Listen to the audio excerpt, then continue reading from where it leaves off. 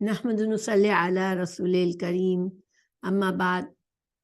فاعوذ باللہ من الشیطان الرجیم بسم اللہ الرحمن الرحیم۔ ہم قرآن مجید کی تفسیر کر رہے ہیں اور سورہ یوسف پر پہنچے ہوئے ہیں، آیت نمبر 19 سے آج کا سبق ہے۔ اعوذ باللہ من الشیطان الرجیم بسم اللہ الرحمن الرحیم۔ وجاءت سيارة فأرسلوا واردهم فأدلى دلوه قال يا بشرى هذا غلام فأسروه بدعة والله عليم بما يعملون۔ اس کا ترجمہ ہے، اور ایک راہ چلتا قافلہ آیا تو انہوں نے اپنے پانی لانے والے کو بھیجا، تو اس نے اپنا ڈول لٹکایا، کہا واہ خوشخبری ہو، یہ ایک لڑکا ہے، اور انہوں نے اسے سامان تجارت بنا کر چھپا لیا، اور اللہ خوب جاننے والا ہے جو وہ کر رہے تھے۔ تو سورہ یوسف میں اب تک ہم نے جانا کہ حضرت یوسف علیہ السلام کو خواب آیا، انہوں نے اپنے والد کو بتایا۔ یہ خواب ایک بشارت تھی کہ حضرت یوسف علیہ السلام کو نبوت ملے گی، اور والد نے ان کو سمجھایا کہ ابھی سے بھائیوں کو یہ خواب مت بتانا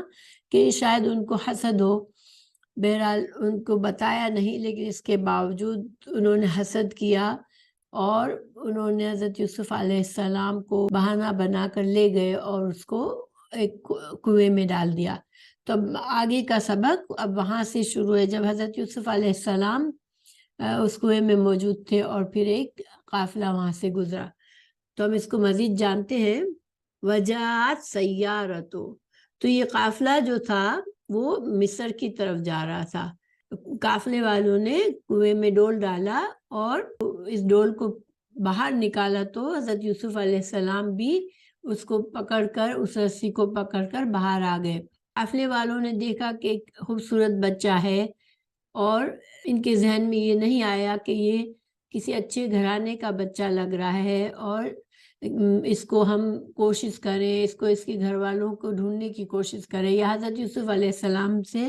معلوم کریں کہ وہ کون ہے، بجائے اس کے انہوں نے اس کو ایک تجارت کے سامان کی طرح چھپا لیا، بجائے اس کے کہ لوگوں میں اعلان کرتے یا ان کو ان کے گھر تک پہنچانے کی کوشش کرتے۔ زبردستی غلام بنانا اس زمانے میں بھی صحیح نہیں تھا، اس وجہ سے انہوں نے حضرت یوسف علیہ السلام کو چھپایا اور کسی سے اس کا ذکر نہیں کیا، اور پھر مصر جا کر انہوں نے یہ سوچا کہ ہم مصر میں جا کر اس کو فروخت کریں گے۔ اس طرح دیکھیے اللہ تعالیٰ کی حکمتیں ہوتی ہیں ہر چیز میں۔ اللہ سبحانہ تعالیٰ کو حضرت یوسف علیہ السلام کو مصر میں پہنچانا تھا، اور وہاں کے ماحول میں ان کو تعلیم تربیت دینی تھی، ان کو اس قابل بنانا تھا کہ ایک دن وہ مصر کے اس عظیم عہدے کو، بڑے عہدے کو سنبھال سکیں، اور پھر اتنی مضبوط حالت ہو ان کی کہ وہ اپنے پورے خاندان کو مصر میں بلا سکیں۔ اللہ تعالیٰ کے فضل سے حضرت یوسف علیہ السلام کا یہ سفر حالانکہ مشکل تھا، لیکن یہ مشکل سفر شروع ہوا، اور اس میں حضرت یوسف علیہ السلام کے لیے بہت سی تربیت کرنا تھا، اور ان کو ایک بہت سی آزمائشوں سے گزارنے کے بعد ان کو ایک عظیم رتبے پہ پہنچانا تھا۔ تو ان آیت میں رسول اللہ صلی اللہ علیہ وسلم کے لیے بھی تسلی ہے کہ ایک ایسے مقام سے، دیکھیں کنویں کے اندھیرے کنویں کے تہ میں ایک حضرت یوسف علیہ السلام تھے، وہاں سے اللہ تعالیٰ نے ان کو کتنی عظمت اور رفعت کے مقام پر پہنچایا۔ تو یہ ساری بات رسول اللہ صلی اللہ علیہ وسلم کے لیے بھی بہت تسلی کا سامان تھا اس میں، کیونکہ جس دور میں یہ سورہ نازل ہوئی، رسول اللہ صلی اللہ علیہ وسلم بھی سخت آزمائشوں سے گزر رہے تھے، اور اپنے ہی بھائیوں یعنی قریش جو ان کے آپ کے ہی قبیلے کے اپنے لوگ تھے، ان کے ذریعے وہ بہت مشکلات کا سامنا کر رہے تھے، اور وہ لوگ رسول اللہ صلی اللہ علیہ وسلم کے ساتھ بھی اسی طرح کا عمل کرنا چاہ رہے تھے، یعنی آپ کو قتل کرنا چاہتے تھے یا آپ کو ملک بدر کرنا چاہتے تھے۔ تو ایسے اس موقع پر یہ سارا قصہ رسول اللہ صلی اللہ علیہ وسلم کے لیے بہت ہی تسلی کا اور ایک امید کا ذریعہ تھا۔ تو پھر اب اگلی آیت پہ چلتے ہیں۔ وشروه بثمن بخس دراهم معدودہ وكانوا فيه من الزاہدین۔ اس آیت کا ترجمہ ہے، اور انہوں نے اسے تھوڑی قیمت چند گنے ہوئے درہموں میں بیچ دیا، اور وہ اس میں رغبت نہ رکھنے والوں میں سے تھے۔ بخسن کا مطلب ہوتا ہے کہ اصل قیمت سے کسی چیز کو کم قیمت میں بیچنا۔ بخسن، اللہ تعالیٰ نے سورہ اعراف کی آیت نمبر 85 میں فرمایا وَلَا تَبْخَسُوا النَّاسَ أَشْيَاءَهُمْ، کہ لوگوں کو ان کی چیزیں کم کر کے نہ دو، یعنی ناپ تول میں ان کا جتنا حق بنتا ہے اتنا دو، ان کو اس سے کم نہ دو۔ تو اسی طرح بخسن، ثمن کا مطلب ہوتا ہے قیمت، تو بہت ہی معمولی قیمت پر انہوں نے ان کو بیچ دیا۔ یہاں پر جس انداز میں یہ جملہ کہا گیا ہے کہ بہت ہی کم قیمت پر اسے بیچا، تو اس کی کیا وجوہات ہو سکتی ہے؟ تو دیکھیں، ایک تو انہوں نے وہ کام کیا جو قانون کے لحاظ سے، اس وقت کے قانون کے لحاظ سے بھی غلط کام تھا، کہ ایک آزاد انسان کو پکڑ کر غلام بنایا اور اس کو بیچ دیا۔ پھر جس طرح سے حضرت یوسف علیہ السلام کو کنویں سے نکالا تھا، ان کا ایک اخلاقی فرض تھا کہ وہ لوگوں کو بتاتے اور ان کے گھر تک پہنچانے کی کوشش کرتے۔ تو بہرحال ان کو اپنے خوف کی وجہ سے کہ جلد از جلد ہم اس کو غلام بنا کر بیچ دیں تاکہ ہمیں جو بھی اس سے مل جاتا ہے وہ ہمارے لیے غنیمت ہے، تو اس وجہ سے انہوں نے بہت زیادہ پرواہ نہیں کی، اور نہ ہی انہوں نے حضرت یوسف علیہ السلام کی قدر کو پہچانا، کیونکہ اللہ تعالیٰ فرما رہے ہیں کہ وہ اس سے زاہد، یعنی کہ بالکل بے رغبت تھے، ان سے کوئی رغبت رکھنے والے نہیں تھے۔ تو دیکھیں، ایک انسان جس طرح سے ایک نبی جس کو بننا ہے، ایک نبی کے بیٹے ہیں، ان کی کوئی شخصیت ہوگی، ان کا دیکھنے، اور پھر خوبصورت اتنے تھے، تو انسان کو جسے اگر ایک دل میں ترس بھی آتا ہے نا کہ اتنا پیارا بچہ ہے، پھر بظاہر اچھے گھر کا بچہ لگ رہا ہے، تو انسان کے دل میں ایک ہمدردی آتی ہے کہ اس کے ساتھ اچھا سلوک کیا جائے، لیکن وہ بالکل ہی بے رغبت تھے، ان کو کوئی دلچسپی نہیں تھی کہ حضرت یوسف علیہ السلام کون ہے، اور انہوں نے کم قیمت میں اس کو بیچ دیا۔ پھر اب کس نے خریدا حضرت یوسف علیہ السلام کو؟ اب اس کا ذکر آ رہا ہے، وقال الذی اشتراہ من مصر لامرأته اکرمی مثواہ عسى ان ينفعنا نتخذہ ولدا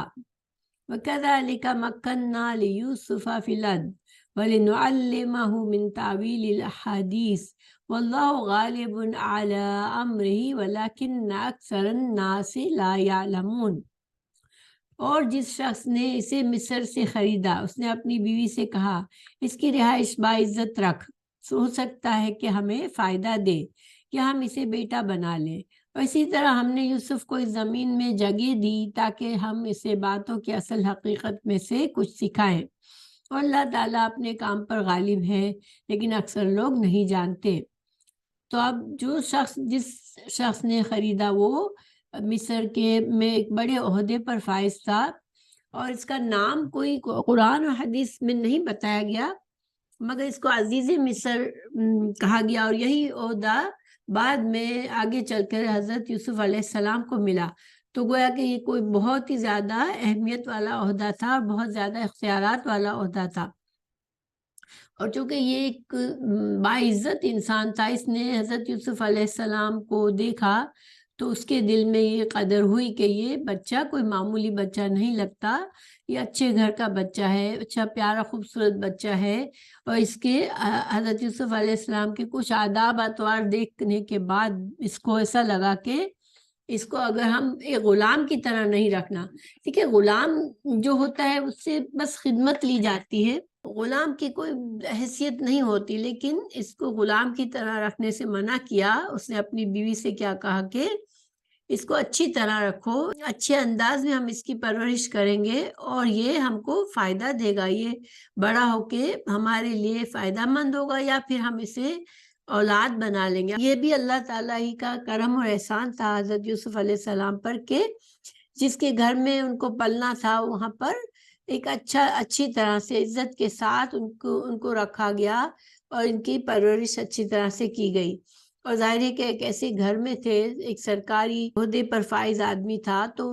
اس کے ساتھ رہ کر حضرت یوسف علیہ السلام کی تربیت بھی ہونی تھی اور ان کو ان سارے امور میں مہارت بھی حاصل ہونی تھی۔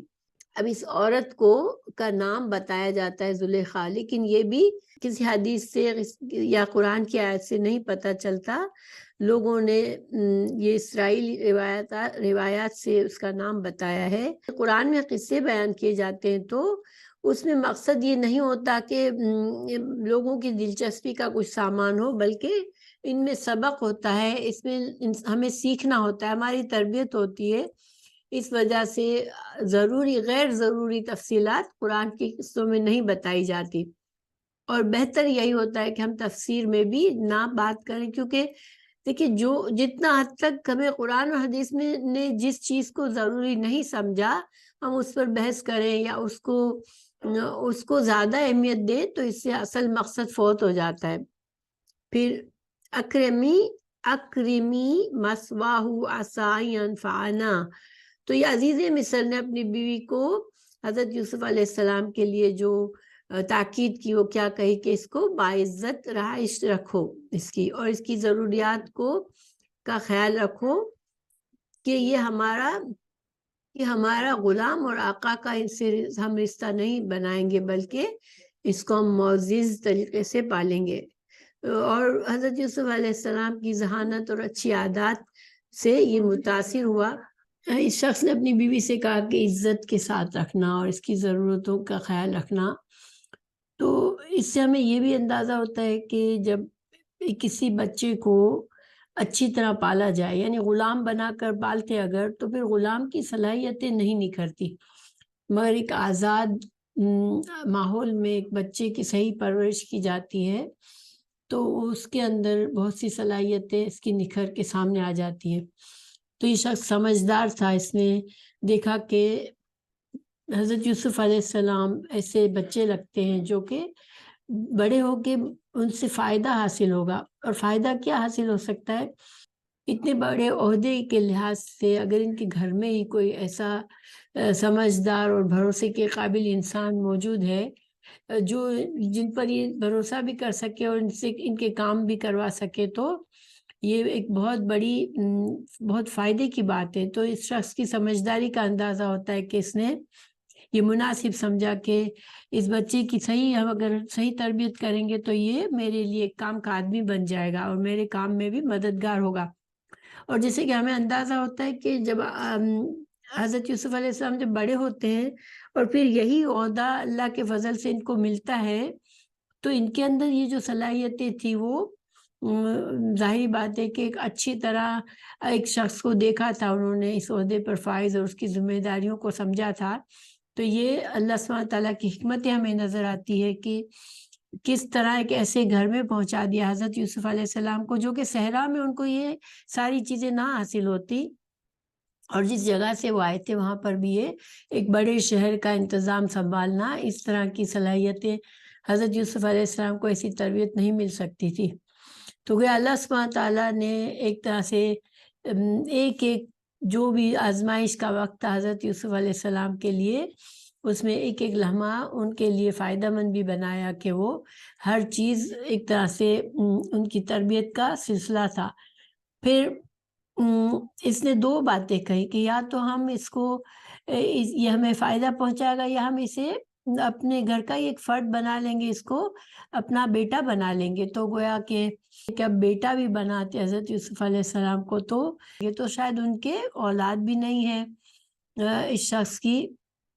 وَكَذَلِكَ مَكَّنَّا لِيُوسُفَ، اس کی اب اللہ تعالیٰ خود ہمیں اس بات کی وضاحت فرما رہے ہیں کہ اس طرح سے حضرت یوسف علیہ السلام کو اللہ تعالیٰ نے بسایا، یعنی کہ اب اس کی دو تفسیریں کی جاتی ہے۔ ایک یہ کہ اس طرح عزیز مصر کے ہاتھ فروخت کروا کر مصر کے اتنے عظیم مقام والے گھر میں باعزت رہائش دے کر ہم نے یوسف علیہ السلام کو سرزمین مصر میں جگہ دی تاکہ وہ باعزت زندگی بسر کرے اور تاکہ وہ ایک حکمران کے گھر میں رہ کر سرداروں کی مجلسیں دیکھے اور حکمرانی اور سیاست کے اسرار اور رموز کو سیکھے، جو کہ صحرا میں رہنے والے کو کبھی حاصل نہیں ہو سکتی تھی۔ تو حضرت موسیٰ علیہ السلام کے جب ہم واقعات انشاءاللہ پڑھیں گے اور مختلف جگہوں پر ہم پڑھتے ہیں، تو دیکھیں حضرت موسیٰ علیہ السلام کو بھی اللہ تعالیٰ نے ایک غلام کے گھر، ظاہر اس وقت بنی اسرائیل غلام کی حیثیت رکھتے تھے اور فرعون نے بنی اسرائیل کو غلام بنا کے رکھا تھا، مگر حضرت موسیٰ علیہ السلام سے بہت اہم کام لینا تھا، ان کو ایک جلیل القدر نبی بنانا تھا، تو اللہ سبحانہ تعالیٰ نے ان کو ان کے اپنے گھر میں ان کی پرورش ہونے کے بجائے ان کو ایسے حالات ہوئے کہ وہ فرعون کے محل میں ان کی پرورش ہوئی، اور پھر اللہ سبحانہ تعالیٰ نے محل میں جب پرورش ہو کے جوان ہو گئے، بڑے ہو گئے، تو پھر انہیں صحرا میں پہنچا دیا اور وہاں پر 10 سال انہوں نے صحرا کی سخت زندگی گزاری۔ تو گویا یہ سارے واقعات ایک تربیت کا حصہ تھے۔ تو اسی طرح یوسف علیہ السلام کے ساتھ بھی جو کچھ بھی ہو رہا تھا وہ ان کی تربیت کا حصہ تھا۔ تو اللہ سبحانہ تعالیٰ اس کے دوسرا معنی اس ٹکڑے کا کہ کذالک مکننا لیوسف، یعنی ہم نے یوسف علیہ السلام کو اس طرح سے زمین میں ان کے لیے جگہ بنائی، تو اس میں یہ بھی معنی کیا گیا کہ بھائیوں کے شر سے انہیں بچایا، بھائی ان سے حسد کرتے تھے، پھر انہوں نے اتنا بڑا ان کے ساتھ گناہ کیا، ان کو کنویں میں ڈالا، تو اس سارے شر سے بچا کے اللہ سبحانہ تعالیٰ انہیں مصر میں لے آئے اور ایک اچھے گھر میں ان کو بسایا۔ واللہ غالب علی امرہ، کہ اللہ سبحانہ تعالیٰ ہر حال میں، اللہ تعالیٰ اپنے کام پر غالب ہے، یعنی اللہ سبحانہ تعالیٰ دنیا میں انسان کچھ بھی بد نیتی کرتا ہے اور بد نیتی سے کچھ کام کرتا ہے یا کسی کو نقصان پہنچانا چاہتا ہے، تو لیکن وہ اتنا ہی نقصان ہو سکتا ہے جتنا اللہ کی مرضی ہو، کیونکہ اللہ کے پکڑ کے اور اللہ کے غلبے سے کوئی بھی باہر نہیں ہے۔ غلبہ لفظ جو ہے وہ وہاں بولا جاتا ہے جہاں کوئی مقابلے میں ہو، ٹھیک ہے۔ تو اب جو لوگ سرکشی کرتے ہیں، یوسف کے بھائیوں نے کیا چاہا تھا، وہ حالانکہ وہ تو ایک نبی کے بیٹے تھے، مگر انہوں نے یہ چاہا کہ یوسف علیہ السلام کو ہٹا دے راستے سے، اس کو کنویں میں پھینک دیا کہ، اور اس خیال وہ سمجھ رہے تھے کہ ہم اپنے برے مقصد میں کامیاب ہو گئے، ہم جو کرنا چاہ رہے تھے ہم نے کر لیا،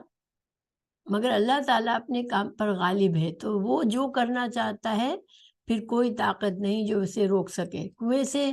کنویں میں حضرت یوسف علیہ السلام کو ڈلنا تھا تو وہ اس کام میں کامیاب ہوئے، لیکن وہیں پر حضرت یوسف علیہ السلام کی زندگی ختم نہیں ہوئی، بلکہ کنویں سے نکال کر اللہ تعالیٰ نے انہیں حکومت کے اور غلبہ نصیب کیا۔ جب ایک وقت آیا جب حضرت یوسف علیہ السلام حاکم تھے اور غالب تھے ان لوگوں پر، اور جن لوگوں نے حضرت یوسف علیہ السلام کے ساتھ یہ ظلم کیا کہ ان کو اس بے بسی کی حالت میں اس کنویں میں پھینکا، ان کو اللہ تعالیٰ نے اتنا مجبور کر دیا کہ وہ اپنے بھائی کے سامنے سائل بن کے پہنچے۔ ایک وقت آیا جب وہ حضرت یوسف علیہ السلام کے سامنے سائل بن کے پہنچے اور اس سے غلے کا سوال کرتے ہیں اور ان سے صدقہ مانگتے ہیں۔ تو یہ اللہ سبحانہ تعالیٰ کا کام ہے، اور اللہ تعالیٰ ہر چیز پر قادر اور غالب ہے۔ ہم بعض اوقات زندگی میں ہمارے ساتھ بھی کچھ ہو رہا ہوتا ہے تو ہمیں ایسا لگتا ہے کہ کیوں ہمارے ساتھ ایسا ہو رہا ہے، لیکن اللہ پر توکل کرے تو اللہ سبحانہ تعالیٰ ہر چیز پر غالب ہے، اور اللہ تعالیٰ ہر مشکل وقت سے انسان کو نکال سکتا ہے۔ اللہ تعالیٰ فرما رہے ہیں، لیکن اکثر لوگ نہیں جانتے، تو اکثر لوگ نہیں جانتے کہ ہر قسم کے اختیار اللہ تعالیٰ ہی کے ہاتھ میں ہے، اس لیے وہ اپنے مقصد کو حصول کے لیے کسی ظلم اور ستم کی کمی نہیں کرتے۔ دیکھیں، انسان اگر اللہ پر بھروسہ کرے تو کبھی ظلم نہ کرے، کیوں؟ کسی غلط طریقے سے وہ اپنے لیے جو بھی چاہتا ہے وہ غلط طریقے سے نہ حاصل کرے، کیونکہ اگر اسے یہ بھروسہ ہوگا کہ اللہ سبحانہ تعالیٰ ہی کے ہاتھ میں ہر معاملے کا ہونا نہ ہونا اور اس کا انجام ہر چیز اللہ کے ہاتھ میں ہے، تو انسان پھر غلط طریقوں سے کچھ بھی حاصل کرنے کی کوشش نہ کرے۔ اگر یہ بھروسہ ہو کہ ہوگا وہی جو اللہ تعالیٰ کو منظور ہوگا۔ لیکن اللہ کے جو ایسے نیک بندے جو ہر حال میں اللہ تعالیٰ کو غالب سمجھتے ہیں اور اللہ تعالیٰ کی قدرت پر یقین رکھتے ہیں، تو یہ بہت بڑی خوشی، ان کے لیے بہت بڑی ایک سعادت ہے۔ تو ایسے لوگ نہ خوشی میں بے قابو ہو جاتے ہیں اور نہ مصیبت میں حد سے زیادہ غم میں مبتلا ہوتے ہیں، وہ کسی صورت میں اللہ کے حکم سے نہیں منہ پھیرتے۔ تو انسان کو دنیا میں اچھی زندگی گزارنے کے لیے اللہ پر بھروسہ رکھنا ضروری ہے، تاکہ جب ظاہر آزمائشیں آتی ہیں دنیا میں، تو جب بھی کوئی آزمائش آئے تو یقین ہونا چاہیے کہ اللہ سبحانہ تعالیٰ ہمیں اس سے نکالے گا، ہم اللہ پر بھروسہ کریں گے۔ اب اگلی آیت ہے وَلَمَّا بَلَغَ أَشُدَّهُ آتَيْنَاهُ حُکْمًا وَعِلْمًا وَكَذَلِكَ نَجْزِي الْمُحْسِنِينَ۔ تو پھر جب اب حضرت یوسف علیہ السلام وہاں رہتے ہوئے بڑے ہو گئے، جوانی کو پہنچے، جب وہ اپنی پوری جوانی کو پہنچے تو ہم نے اسے بڑا حکم اور بڑا علم عطا کیا، اور ہم نیکی کرنے والوں کو اسی طرح جزا دیتے ہیں۔ تو کیونکہ اچھے ماحول میں اچھی تربیت ہوئی ان کی، اور ان کو بہت کچھ علم حاصل ہوا، اور عزیز مصر سے بہت کچھ معاملات ان کو سمجھنے کا موقع ملا، اور انتظامات، کسی ملک کے انتظام سنبھالنے کی حکمت آئی ان کے اندر۔ لفظ اشدہ کا مطلب ہے کہ پوری قوتوں اور جوانی کو پہنچا، ہر طرح سے حضرت یوسف علیہ السلام جو ہے وہ طاقت کے لحاظ سے، قوتوں کے لحاظ سے، صلاحیتوں کے لحاظ سے اپنی بھرپور حد کو پہنچے۔ کیونکہ بلغہ کا مطلب ہوتا ہے، بلوغت بھی اسی سے، بلغہ یعنی کہ انسان کسی مقام پر پہنچا۔ تو حضرت یوسف علیہ السلام جب ان تمام صلاحیتوں کو پا کر اور طاقت اور عمر کے لحاظ سے ایک اچھی عمر کو پہنچ گئے، جوانی کی عمر کو پہنچ گئے، اللہ سبحانہ تعالیٰ کی نگہبانی میں، اللہ تعالیٰ کی مرضی کے مطابق ان کی پرورش ہوئی، تو ان کے اندر حکمت اور علم آیا۔ لفظ حکمت کا معنی کیا جاتا ہے کہ جب ایک دو معاملات ایسے ہو جو ایک دوسرے کی مخالف اور ٹکرانے والے ہو، تو ان دو معاملات میں سے حق اور باطل میں سے حق کو فیصلہ کرنا، حق کا فیصلہ کرنا، یعنی حق کو پہچاننا اور حق کو قبول کرنا۔ تو اللہ تعالیٰ نے انہیں علم عطا فرمایا، یعنی نیکی اور بدی کی پہچان عطا فرمائی ان کو، جس میں خواب کی تعبیر اور وہ علم بھی شامل ہے جس کو بعد میں جب ایک وقت آئے گا جب حضرت یوسف علیہ السلام اپنی خدمات خود پیش کریں گے بادشاہ سے کہ غلے کا انتظام کرنے کا، اور جب قحط سالی میں کس طرح سے غلے کا انتظام کر کے مصر کو ایک ایسی حکومت بنانا، نہ صرف مصر کے لوگ اچھی طرح سے ان کی ضروریات پوری ہوتی، بلکہ مصر کو ایسا شہر بنا دیا کہ بہت سے آس پاس کے علاقوں کی ضروریات کے لیے بھی وہ محتاج ہو کر مصر میں آئے۔ تو یہ سارا کچھ اللہ تعالیٰ نے ان کو سکھایا۔ پھر اللہ تعالیٰ فرما رہے ہیں وَكَذَلِكَ نَجْزِي الْمُحْسِنِينَ، کہ اسی طرح ہم محسنین کو جزا دیتے ہیں۔ تو دیکھیں خوشحالی تھی یا خستہ حالی تھی، ہر حال میں اگر انسان نیکی اور اچھائی پر قائم رہتا ہے، جو کہ حضرت یوسف علیہ السلام اس نیکی پر قائم رہے، تو پھر اللہ تعالیٰ ایسے ہی جزا دیتا ہے۔ تو محسن دیکھیں جب کوئی تنگ دست انسان ہوتا ہے وہ اللہ کا شکوہ نہیں کرتا اور حالات پر ناراض ہونے کے بجائے اللہ کی مشیت سمجھ کر اور صبر اور شکر سے کام کرتا ہے، اور جو کچھ اللہ نے اسے دیا اس پر وہ خوش رہتا ہے، کسی غلط سمت میں نہیں جاتا، کوئی غلط طریقہ نہیں اپناتا اپنی خواہشات پوری کرنے کا، تو پھر اللہ سبحانہ تعالیٰ بھی اس کو ایسا اچھا بدلہ دیتے ہیں۔ تو یہاں پر یہ بھی اشارہ ملتا ہے کہ چونکہ اللہ تعالیٰ نے ایک عام جملہ فرمایا، یعنی پابندی نہیں ہے کہ یوسف علیہ السلام کو ہم نے جزا دی ان کے احسان کے رویے پر، بلکہ اللہ تعالیٰ فرما رہے ہیں کہ ہم اسی طرح دوسرے محسنون کو، جو بھی دنیا میں محسن بن کر رہے گا اور یہ اچھے اخلاق کے ساتھ رہے گا، صبر شکر سے رہے گا، اللہ پر بھروسہ کر کے رہے گا، نہ مشکل وقت میں بہت زیادہ جزا فضا کرے گا یا غلط راستوں کی طرف کو اختیار کرے گا، نہ یا بہت اچھے وقت میں خوشحالی میں بہت زیادہ آپے سے باہر ہوگا، تکبر نہیں کرے گا، تو یہ کوئی بھی اس طرح کا انسان جو ہوگا پھر وہ محسن کے زمرے میں آئے گا، ایمان ہوگا اس کے پاس، اللہ پر توکل ہوگی تو محسن ہی ہوگا، اور پھر اللہ تعالیٰ اس کو اچھی جزا دیں گے، چاہے دنیا میں بھی اچھا ہو سکتا ہے اور آخرت میں بھی اس کے لیے اچھا ہو سکتا ہے۔ پھر اب وراودته التي هو في بيتها عن نفسه وغلقت الابواب وقالت هيت لك قال معاذ الله انه ربي احسن مثواي انه لا يفلح الظالمون۔ راودہ جو ہے یہ باب مفاعلہ سے ہے، نرمی اور ملائمت سے بار بار مطالبہ کرنا، ٹھیک ہے، یعنی کہ عزیز مصر کی بیوی نے اب جو ہے وہ آہستہ آہستہ حضرت یوسف علیہ السلام کو اپنی طرف متوجہ کرنے کی کوشش کرتی رہی، ٹھیک ہے۔ پہلی بار میں اس نے جو قدم آگے ابھی آئے گا کہ جو بڑا قدم اس نے اٹھایا وہ پہلی بار میں نہیں اٹھایا تھا، بلکہ اس نے آہستہ آہستہ وہ حضرت یوسف علیہ السلام کو اپنی طرف مائل کرنے کی کوشش کرتی رہی، نرمی سے پھسلانے کی کوشش کی، فریب سے کام لیا اور غلط کام پر آمادہ کرنے کی کوشش کی۔ یہ باب مفاعلہ یوزلی مشارکت ہوتی ہے، اس میں مشارکت سے کیا مطلب ہے کہ دو لوگ ایک کام میں شامل ہوتے ہیں، لیکن یہاں پر یہ مبالغہ ہے، مبالغے کے لیے آئی، مبالغہ یعنی کہ بہت زیادہ بار بار کوشش کرتی رہی، وہ اس بات کو بتا رہا ہے یہ کہ راودته التي هو بيتها، کہ بار بار کوشش کر رہی تھی وہ، کیونکہ وہ ایک ہی گھر میں رہ کر خدمت کرنے والے تھے۔ اب ظاہر ہے کہ جو انسان گھر میں ہی ہے تو اس کی عزیز کی بیوی کے لیے آسانی تھی، اور پھر وہ ایک طرح سے خدمت کر رہے تھے، اس کی نگرانی میں تھے، تو پھر اس کو مکمل بار بار اس کو موقع ملتا تھا، بار بار وہ اس کو اظہار شوق کرتی تھی، اور کئی طریقوں سے وہ حضرت یوسف علیہ السلام کو اپنی طرف مائل کرنے کی کوشش کرتی رہی۔ اور دیکھیں اگر ہم اس چیز کو سمجھے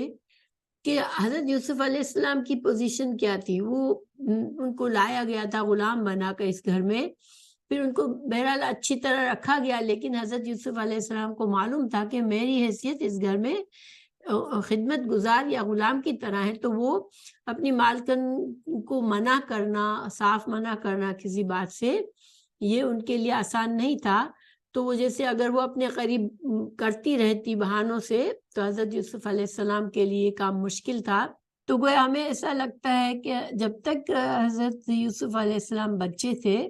تو اس عورت نے شفقت سے اور محبت سے ان کو رکھا تھا، ٹھیک ہے، لیکن اب جو جوانی کی حالت میں اور جس طرح کی حسن کا حضرت یوسف علیہ السلام کے حسن کا بتایا جاتا ہے، تو پھر اس وجہ سے وہ اس کی محبت کا جو زاویہ تھا وہ بدل چکا تھا،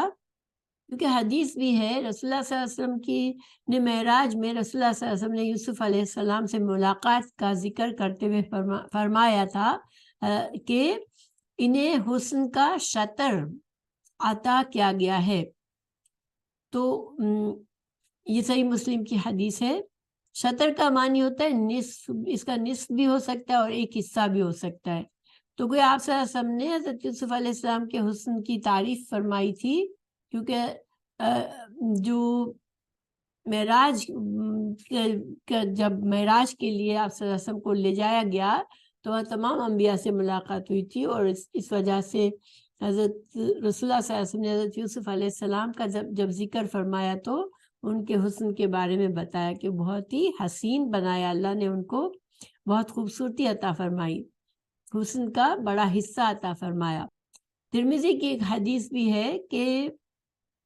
اللہ تعالیٰ کے اس حکم کی نافرمانی بھی تھی کہ کوئی عورت کسی غیر محرم مرد کے ساتھ اکیلی نہ ہو،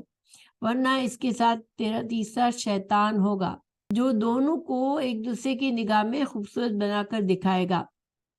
تو یہاں پر دیکھیں یہ حدیث ہمیں یہ بتاتی ہے کہ جب کوئی غیر مرد ہے، نا محرم مرد اور عورت ہے،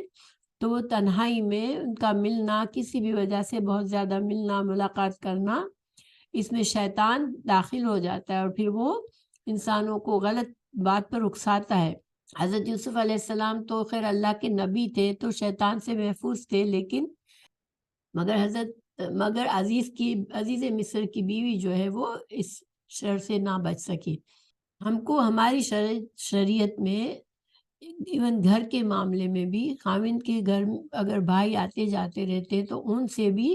احتیاط کے لیے فرمایا ہے کہ خاوند کا بھائی تو موت ہے، بخاری کی حدیث ہے، یعنی کہ دیور سے بھی پردہ کرنے کے لیے کہا گیا ہے۔ اب اللہ سبحانہ تعالیٰ نے اس عورت کا نام نہیں لیا جس کے گھر میں یوسف تھے، حق یہی ہے کہ ہم بھی نہ لیں، کیونکہ دیکھیں نام لینے کا کیا مقصد ہے، جو ایک اس واقعے میں جو فائدہ ہے، جو نصیحت ہے، اس پر ہمیں نظر رکھنی ہے، اور نہ ہی ان کا نام کسی صحیح ذریعے سے ہمیں ملتا ہے۔ حدیث میں بھی ان کا نام نہیں بتایا گیا، اور چونکہ وہ گناہ گار ثابت ہوئیں، ان سے خطا ہوئی، تو پھر ایسے میں ہماری شریعت ہمیں یہی سکھاتی ہے کہ کسی گنہگار کا نام لے کر چرچا کرنا، بات کرنا، ایک طرح سے ہمارے لیے یہ مناسب نہیں ہے، ہمیں پردہ رکھنا چاہیے۔ پھر عن نفسہ، اس کا کیا مطلب ہے؟ ایک بڑی اچھے انداز میں، یعنی قرآن میں جب بھی کوئی ایسی بات بتائی جاتی ہے جس میں شرم و حیا کا خیال رکھنا ہے، تو اس کو بڑے اچھے انداز میں ایک اشارے میں بتایا جاتا ہے۔ تو اس نے جو دعوت گناہ دی اس کے بارے میں بتایا گیا کہ حضرت یوسف علیہ السلام کو ان کے نفس سے اس نے بھٹکانا چاہا۔ پھر اس نے کیا کیا؟ غلقت الابواب، غلقہ کا مطلب باب تفعیل سے ہے یہ، تو دروازے اچھی طرح بند کر لینا، کیونکہ باب تفعیل میں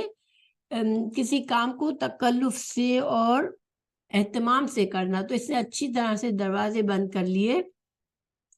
اور پھر کہا ہی تلک کا جو معنی ہے وہ ہے آ جلدی کر، ٹھیک ہے۔ تو آپ دیکھیں کہ اہل علم اس بارے میں فرماتے ہیں کہ حضرت یوسف علیہ السلام کو اس وقت گناہ پر آمادہ کرنے والی ہر چیز موجود تھی، اکیلے بھی تھے دونوں، پھر دروازے بند تھے، پھر وہ پوری طرح سے دعوت دے رہی تھی، جلدی کر کے آنے کو کہہ رہی تھی، گویا کہ وہ پوری طرح سے تیار تھی برائی کے لیے۔ پھر وہ خوبصورت اور ایک عہدہ رکھنے والی عورت تھی، یعنی کہ حضرت یوسف علیہ السلام ایک طرح سے اس کے سامنے ایک غلام یا خدمت گزار کی حیثیت رکھتے تھے، اور وہ مالکہ تھی، تو ہر طرح سے حضرت یوسف علیہ السلام کے لیے گناہ کی طرف جانا آسان تھا، اور حضرت یوسف علیہ السلام کے لیے یہ بھی نہیں تھا کہ میرا خاندان میں اگر میں یہ کام کروں گا تو میرا خاندان، میری قوم یا میرے لوگوں میں میری رسوائی ہوگی، کیونکہ آپ مصر میں اکیلے تھے، کوئی خاندان وہاں موجود نہیں تھا۔ مگر پھر بھی حضرت یوسف علیہ السلام نے کیا جواب دیا اس عورت کی دعوت گناہ پر؟ قال معاذ اللہ، یوسف علیہ السلام نے فرمایا تم جو چاہتی ہو میں اس سے بچنے کے لیے اللہ کی پناہ مانگتا ہوں، اور وہ مجھے اپنی پناہ میں لے کر اس سے بچا لے۔ دیکھیں اللہ تعالیٰ کی پناہ لے لینا، اس سے بڑھ کر کس کی پناہ چاہیے؟ اور اس سے ہمیں یہ بھی ثابت ہوتا ہے کہ حضرت یوسف علیہ السلام نے اپنی طرف نہیں اشارہ کیا، یعنی اپنی قوت یا اپنی طاقت سے اپنے آپ کو روکنے کی بات نہیں کی، مگر اللہ کی طرف متوجہ ہوئے کہ میں اللہ سے پناہ مانگتا ہوں، کیونکہ گناہ اس وقت بہت زیادہ آسان تھا، اور اس سے بچنے کے لیے حضرت یوسف علیہ السلام نے یہی بہتر سمجھا کہ اللہ ہی مجھے بچا سکتا ہے، اللہ کی پناہ طلب کر لی انہوں نے، اور ساتھ ہی ساتھ بتایا کہ اللہ تعالیٰ نے مجھے اچھا ٹھکانہ دیا ہے یہاں پر، اور میں اللہ کی نافرمانی کر کے ظالموں میں شامل نہیں ہونا چاہتا۔ دوسرا معنی یہ بھی کیا کہ اس کام سے اللہ کی پناہ مانگتا ہوں کہ عزیز مصر کی بیوی ہو، تم عزیز مصر کی بیوی ہو جو میرا مالک ہے، اور میں اس کا غلام ہوں، اور اس نے میرے لیے رہنے کا اچھا انتظام کیا ہے، تو میں اپنے مالک کی خیانت کیسے کر سکتا ہوں؟ یعنی دونوں معنی کیے گئے ہیں، ایک تو اللہ کی طرف اشارہ کر کے، اور دونوں صحیح بھی ہو سکتے ہیں کیونکہ حضرت یوسف کا ایمان تھا اللہ پر، تو اللہ کی طرف کہ اللہ تعالیٰ نے مجھے اچھی طرح رکھا، جس بری حالت سے میں یہاں لایا گیا اس مقابلے میں، تو میں کیسے برائی کروں؟ اور دوسرا یہ کہ عزیز مصر نے مجھے اچھی طرح پالا، اچھا مقام دیا، حالانکہ میں غلام بن کے یہاں آیا، تو پھر میں اس کے کیسے خیانت کروں؟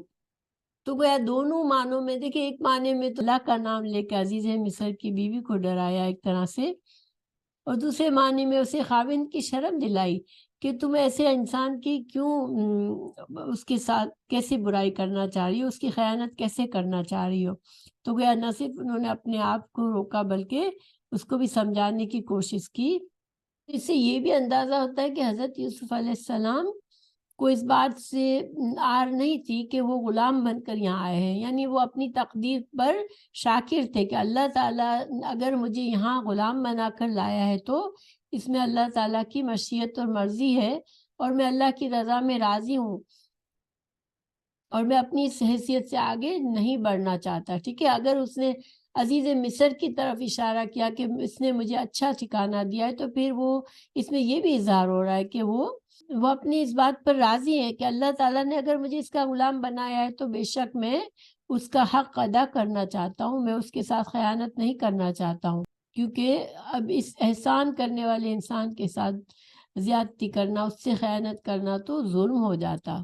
دیکھیں، رب کا معنی ویسے بھی مالک ہوتا ہے۔ رب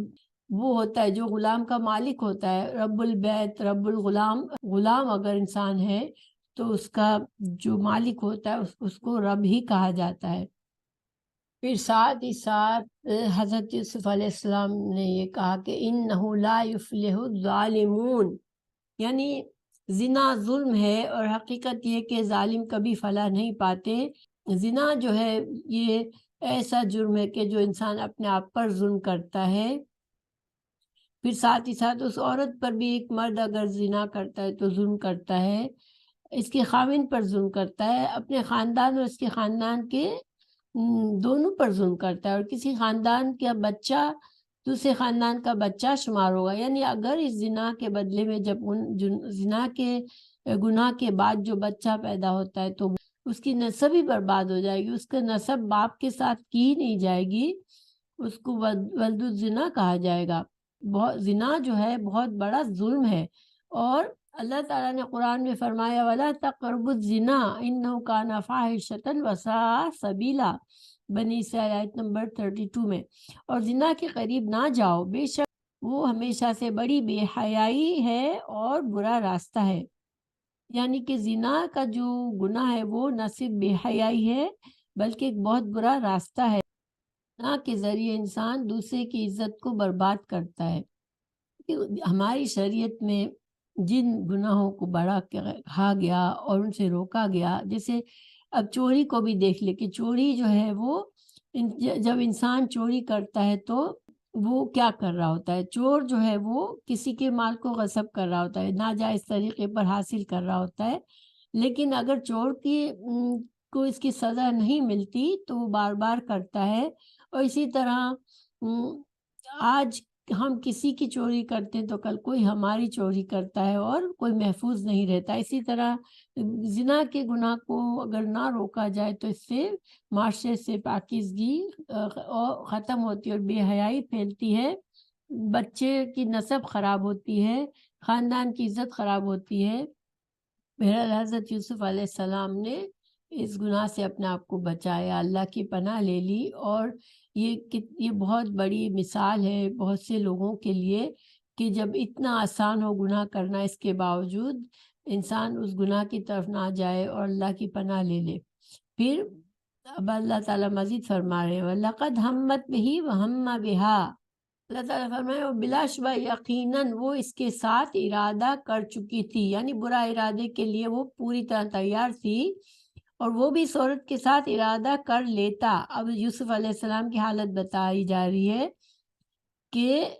حضرت یوسف علیہ السلام کے لیے بھی اس وقت وہ گناہ اتنا زیادہ آسان تھا کہ حضرت یوسف علیہ السلام بھی گناہ کا ارادہ کر لیتے، مگر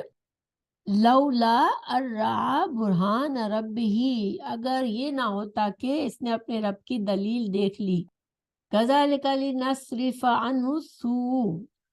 اسی طرح ہوا تاکہ ہم اس سے برائی اور بے حیائی کو ہٹا دیں۔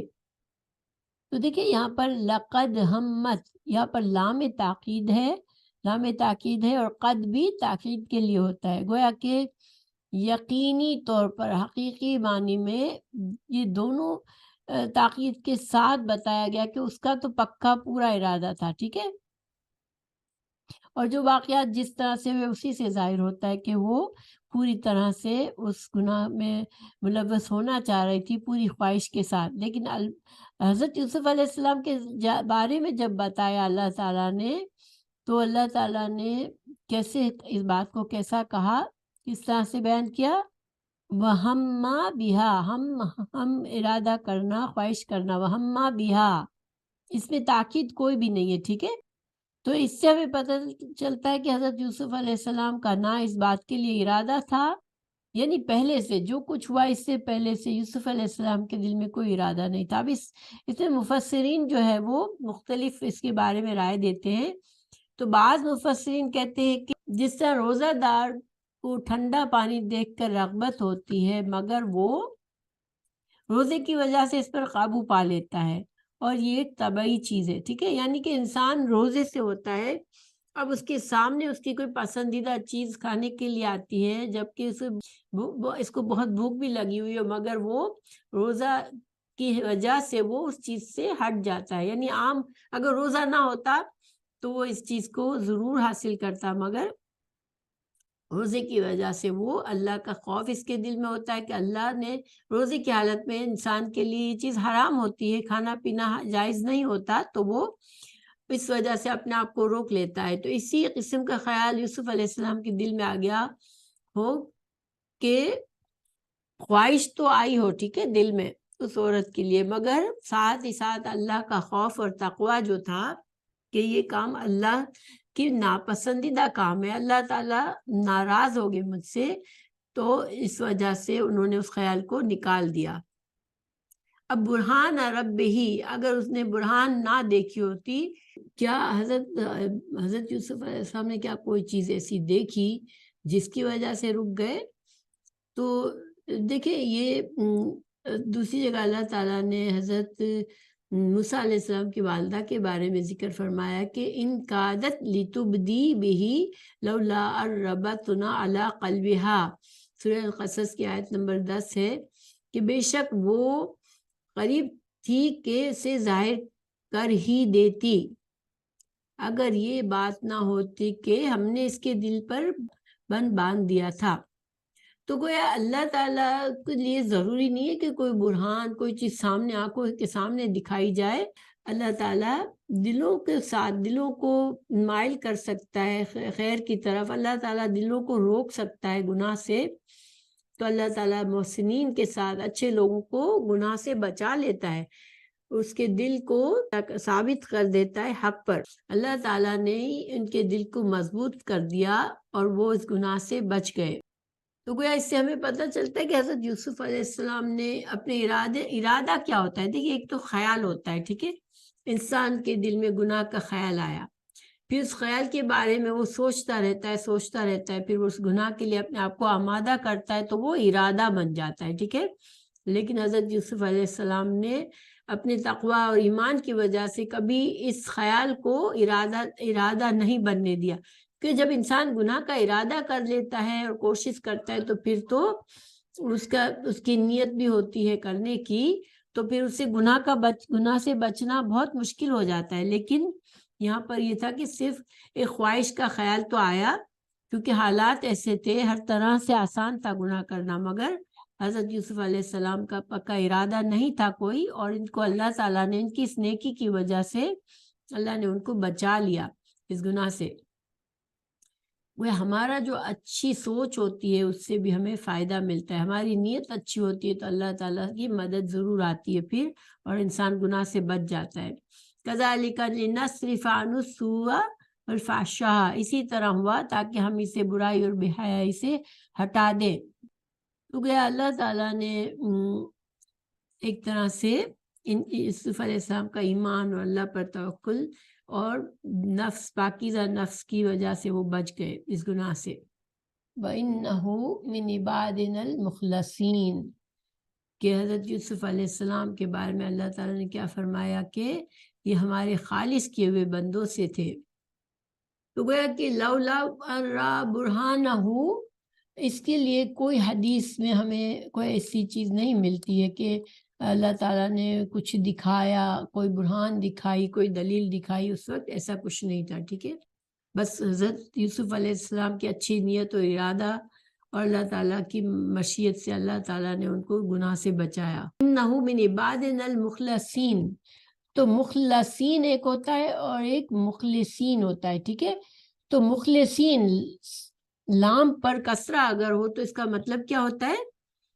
کہ اخلاص کرنے والے، نیک بخت بندے، ٹھیک ہے۔ جو ایک بندہ جو کہ خود سے نیکی کرنے والا ہوتا ہے، خود سے اخلاص کرنے والا ہوتا ہے یہ۔ اور مخلصین لام کی فتح کے ساتھ ہو تو معنی یہ ہوتا ہے کہ جنہیں چن لیا گیا، یعنی خود اللہ تعالیٰ نے ہی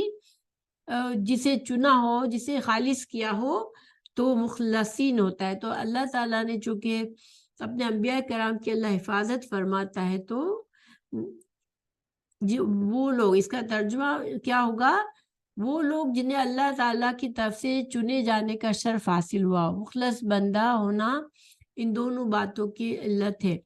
یوسف علیہ السلام نے برائی کا ارادہ بھی نہیں کیا، اور یہ کہ ہم نے برائی و بے حیائی کو ان سے ہٹا کر رکھا، کیوں؟ اس لیے کہ وہ ہمارے چنے ہوئے بندوں میں سے تھے، جن کے متعلق شیطان نے خود اعتراف کیا تھا کہ انہیں گمراہ نہیں کر سکوں گا۔ دیکھیں، جب شیطان نے قسم کھائی کہ میں تیرے بندوں کو گمراہ کروں گا، تو اس نے کہا تھا الا عبادک منہ المخلصین، سورہ حجر کی آیت نمبر 40 میں، مگر ان میں سے تیرے وہ بندے جو خالص کیے ہوئے ہوں گے۔ گویا کہ اللہ سبحانہ تعالیٰ اپنے جن بندوں کو چن لیتا ہے اچھائی کے لیے، خیر کے لیے، اللہ خود ان کی حفاظت بھی فرماتا ہے۔ اور جب اللہ حفاظت فرمائے تو پھر یہ سوال ہی نہیں پیدا ہوتا کہ حضرت یوسف علیہ السلام نے کوئی برا ارادہ خود کیا ہو۔ اب اگلی آیت ہے وَاسْتَبَقَ الْبَابَ وَقَدَّتْ قَمِيصَهُ مِنْ دُبُرٍ وَأَلْفَيَ سَيَّدِهَا لَهَا لَدَى الْبَابِ قالت ما جزاء من اراد باهلك سوءا الا ان يسجن او عذاب علیم۔ اور دونوں دروازے کی طرف دوڑے، اور اس عورت نے اس کی قمیص پیچھے سے پھاڑ دی، اور دونوں نے اس کے خاوند کو دروازے کے پاس پایا۔ اس عورت نے کہا کیا جزا ہے اس کی جس نے تیری گھر والی کے ساتھ برائی کا ارادہ کیا، سوائے اس کے کہ اسے قید کیا جائے یا دردناک سزا ہو۔ تو گویا کہ عورت نے زنا کا عزم کیا، مگر یوسف علیہ السلام نے نہ صرف انکار کیا بلکہ اس سے ہٹنے کی کوشش کی، اس سے دور جانے کی کوشش کی۔ تو اس طرح سے جب حضرت یوسف علیہ السلام دروازے کی طرف لپکے تو وہ پیچھے بھاگی، اور اس نے حضرت یوسف علیہ السلام کی قمیص کو پیچھے سے پکڑنے کی کوشش کی، اور قمیص پھٹ گئی۔ اب جب دروازے سے باہر نکلے حضرت یوسف علیہ السلام بھاگ کر، وہ بھی پیچھے بھاگی، تو اب ان کے خاوند کو سامنے پایا۔ دیکھیں، بہت سے لوگ اس قصے میں بہت دلچسپی لیتے ہیں، بلکہ ایک عشق حقیقی کی سمجھتے ہیں کہ اس عورت کو سچا عشق تھا، اور پھر ایک داستان بناتے ہیں کہ حضرت یوسف علیہ السلام نے بعد میں ان سے شادی کی وغیرہ وغیرہ، بہت سی داستانیں بنائی ہیں اس سلسلے میں، لیکن یہ مناسب بات نہیں ہے۔ اللہ تعالیٰ نے قرآن میں قصہ بیان کیا تو اس کا مقصد ہے حضرت یوسف علیہ السلام کی پاک دامنی ظاہر ہوتی ہے، جس نے بری نیت کی، برا ارادہ کیا، وہ پکڑی گئی اور وہ ایک طرح سے بے عزت ہوئی۔ تو اب اس کو عزت دینا اور اس کو بڑے مقام پر لانا یہ ہمارا کام نہیں ہے۔ اب دیکھیں، اس عورت کا کردار ہمیں یہاں پتہ چلتا ہے کہ اس نے اتنی جلدی سے بات کو پلٹ لیا ایک ہی لمحے میں۔ اب کہنے کیا لگی کہ اس شخص کی کیا جزا ہے جس نے تیری گھر والی کے ساتھ برائی کا ارادہ کیا ہو، یعنی گناہ کا الزام اتنی جلدی اس نے حضرت یوسف علیہ السلام پر ڈال دیا۔ اگر سچ معنوں میں اسے اس کے دل میں کوئی محبت ہوتی، کوئی عزت ہوتی، تو وہ کبھی بھی ایسا نہ کرتی، لیکن اس نے اپنا سارا گناہ الزام حضرت یوسف علیہ السلام پر ڈالا، اور نہ صرف یہ بلکہ اس کی سزا بھی بتا دی، خودی کے سوائے اس کے کہ قید کیا جائے یا دردناک سزا ہو، یعنی کہ حضرت یوسف علیہ السلام کے بارے میں سے کوئی ہمدردی نہیں تھی یا کوئی اچھا خیر خواہی کا جذبہ نہیں تھا اس کے دل میں، تو گویا کہ صرف اس نے ایک برائی کا ارادہ تھا اس کے دل میں، اور اس برائی کو پورا کرنے کے لیے اس نے ہر کوشش کی اور ناکام رہی، تو پھر اپنے آپ کو بچانے کے لیے اس نے پورا الزام حضرت یوسف علیہ السلام پر ڈالا اور ان کے لیے سزا کی تدبیر پیش کی۔ اب حضرت یوسف علیہ السلام فرماتے ہیں قال ہی راوتنی عن نفسی وشہد شاہد من اہلہا ان کان قمیصہ قد من قبل فصدقت وهو من الکاذبین وان کان قمیصہ قد من دبر فکذبت وهو من الصادقین۔ اب یوسف علیہ السلام نے کہا اسی نے مجھے میرے نفس سے پھسلانا چاہا ہے، اور اس عورت کے گھر والوں میں سے ایک گواہ نے گواہی دی کہ اگر اس کی قمیص آگے سے پھاڑی گئی ہو تو عورت نے سچ کہا اور وہ جھوٹوں میں سے ہے، اگر اس کی قمیص پیچھے سے پھاڑی گئی ہو تو عورت نے جھوٹ کہا اور وہ سچوں میں سے ہے۔ عزیز مصر اور گھر کے خصوصی افراد دونوں کی بات سن کر حضرت یوسف علیہ السلام نے جب اس نے پورا کھلا الزام لگایا تو انہوں نے جواب میں اپنی خاموشی کو توڑا اور اپنی صفائی پیش کرنا ضروری سمجھا اور کہا کہ اس نے مجھے میرے نفس سے پھسلایا ہے۔ دیکھیے یہاں پر خاموش رہنا مناسب نہ ہوتا حضرت یوسف علیہ السلام کا، کیونکہ آپ پر ایک برا الزام لگایا گیا تھا۔ اگر جھوٹا الزام اور تہمت لگانے کے بعد پھر انسان کو ضروری ہے، لازمی ہے کہ وہ اپنے اوپر سے اپنی صفائی پیش کرے اور اس الزام کو اپنے اوپر سے دور کرے۔ اس وجہ سے حضرت یوسف علیہ السلام نے کہا کہ اسی نے کیا ہے، یہ اسی نے مجھے پھسلانے کی کوشش کی ہے۔ وشہد شاہد من اہلہا، عزیز مصر اور گھر کے خصوصی افراد دونوں کی بات سن کر پس و پیش میں پڑ گئے کہ کسے سچا کہیں اور کسے جھوٹا، کیونکہ اس واقعے کے وقت کوئی موجود نہ تھا۔ ایسے وقت میں اس کے سوا کوئی چارہ نہیں ہوتا کہ اب کوئی فیصلہ قرائن دیکھ کر کیا جائے، یعنی کہ اب ثبوت دیکھا جائے کہ کس کی بات سچی ہے۔ ٹھیک ہے، ویسے تو حضرت یوسف علیہ السلام کی حیثیت ایک طرح سے غلام کی تھی، مگر اس سے بھی اس عزیز مصر کی ایک اچھا انسان ہونے کی دلیل ملتی ہے کہ اس نے اپنی بیوی کی بات پر آنکھیں بند کر کے نہیں مان لی، بلکہ اس نے اب چاہا کہ کسی طرح سے صحیح فیصلہ کیا جا سکے۔ تو اب دیکھیں کہ اس عورت کے جسم پر یا اس کے کپڑوں پر تو کوئی نشان نہیں تھا کہ کسی نے اس کے ساتھ زبردستی کی ہو، تو اب حضرت یوسف علیہ السلام ہی کے کپڑے پھٹے ہوئے تھے تو اسی کی شہادت ہو سکتی تھی، اسی کو دیکھا جا سکتا تھا۔ تو ایک سمجھدار آدمی نے یہ پیشکش کی کہ کپڑے کو دیکھا جائے کس طرف سے قمیص پھٹی ہوئی ہے۔ تو ہمیں اس سے یہ بھی پتہ چلتا ہے کہ جس نے بھی یہ مشورہ دیا اس نے قمیص کو دیکھا نہیں تھا۔ ٹھیک ہے، اگر قمیص کو دیکھ کر بات کی ہوئی ہوتی تو اس کی بات بھی قابل قبول نہ ہوتی، لیکن جس نے بھی یہ مشورہ دیا وہ شاید اس وقت بظاہر موجود نہیں تھا، اور جس نے یہ اس مسئلے کو حل کرنے کے لیے یہ پیشکش کی کہ قمیص کو دیکھ لو۔ اب جب عزیز مصر نے قمیص دیکھی تو پیچھے سے پھٹی ہوئی ہے تو ساری بات اب واضح ہو گئی، اور صرف اس کو اپنی بیوی ہی نہیں سب عورتوں کے متعلق کہہ دیا کہ یقیناً یہ تمہاری فریب میں سے ایک فریب ہے۔ یعنی اس نے اب اپنی بیوی کو تو سمجھ لیا کہ اسی نے غلط کیا ہے، لیکن ایک طرح سے اس نے عورتوں کے اوپر الزام لگایا کہ تم عورتوں کی شرارت ہے، یا تم فریب دینا یہ تمہارے اندر زیادہ ہے۔ یعنی جب عورت کوئی فریب دینا چاہے تو وہ اس کا فریب بہت بڑا ہوتا ہے۔ اب اس کے بارے میں ایک حدیث بھی بیان کی جاتی ہے کہ وہ یہ کون تھا شاہد، تو مستدرک حاکم میں حضرت ابن عباس سے ایک حدیث بیان کی جاتی ہے کہ وہ گواہ جو تھا وہ ان 4 بچوں میں سے ایک تھا جنہوں نے گود میں کلام کیا، یعنی یہ کوئی بچہ تھا جو ابھی دودھ پیتا بچہ تھا اور اس نے گواہی دی۔ اور مگر اس حدیث کے بارے میں کچھ لوگ اسے صحیح ہے، حسن تو کہتے ہیں، لیکن بہت سے لوگ اس کو ضعیف کہتے ہیں۔ اس میں حضرت جناب شیخ ناصر الالبانی نے بھی اس کو ضعیف کہا ہے سلسلۃ الحدیث ضعیفہ میں.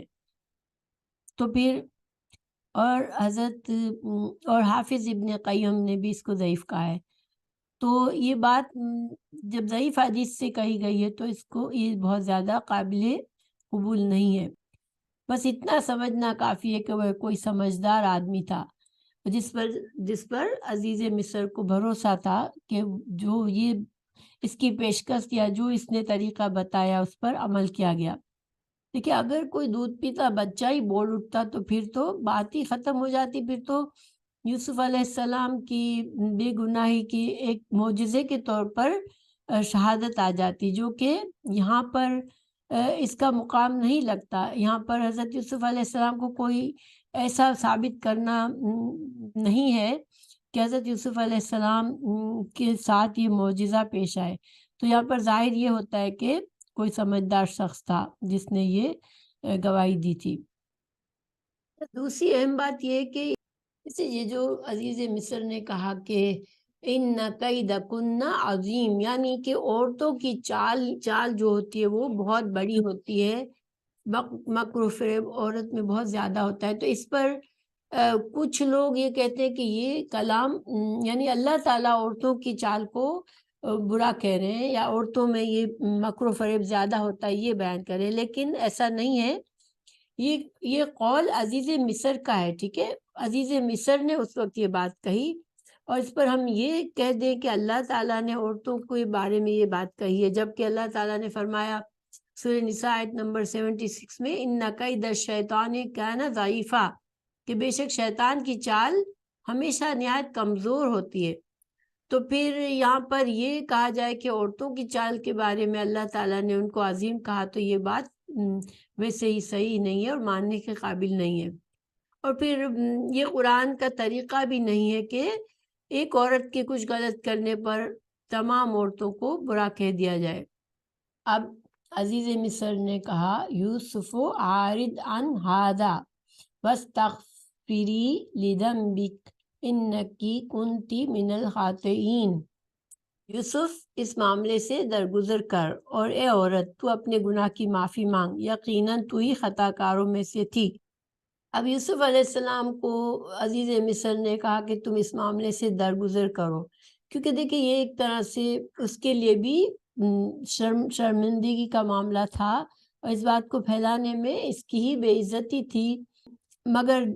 اس کے مالک حضرت یوسف علیہ السلام کو ایک طرح سے وہ شخص کہہ رہا ہے کہ مجھے بھروسہ ہے تمہاری بات پر، تم بے گناہ ہو، لیکن اس بات کو اب آگے نہیں لے جانا، آگے نہیں پھیلانا. ادھر پھر ساتھ ساتھ اس نے اپنی بیوی سے کہا کہ تو گناہ گار ہے اور اپنے گناہ کی معافی مانگ. اور یہ جو خاطئین لفظ ہے نا، کہ خطا سے ہے، لیکن ایک ہوتا ہے بھول سے گناہ کرنا. ٹھیک ہے، بھول سے ہماری شریعت میں بھی بھول سے خطا ہو جائے تو اس پر پکڑ نہیں کی جاتی. مگر یہاں پر جو ایک تو ہوتا ہے مخطئون اور ایک خاطئون ہوتا ہے. تو مخطئون جو ہوتا ہے وہ جان بوجھ کر گناہ نہیں کرتا، اور پھر خاطئون جو ہے وہ جان بوجھ کر غلط کام کرنے والا. تو یہاں پر یہ اس کو خاطئین کہا گیا، یعنی کہ اس نے خاص طور سے گناہ کو گناہ سمجھ رہی تھی پھر بھی اس نے گناہ کرنے کی کوشش کی، تو وہ تو گنہگار ہے اور تو معافی مانگ. اب وہ معافی مانگنے کے لیے کہہ رہا ہے، گویا کہ دیکھیں یہ مسلمان تو نہیں تھے، مسلمان قوم نہیں تھی، لیکن اس سے ہمیں اندازہ ہوتا ہے کہ ان کے اندر بھی نیکی اور بدی کا کچھ احساس تھا، اور کسی نہ کسی تک ایمان تھا، کسی نہ کسی حد تک اللہ پر بھی ایمان تھا کہ اس نے اسے اپنی بیوی کو کہا کہ تو اپنے گناہ کی معافی مانگ. آج کے سبق میں جو خاص باتیں ہمیں پتہ چلتی ہیں وہ کہ اللہ سبحانہ تعالیٰ جب کسی انسان کو چنتا ہے کسی نیک کام کے لیے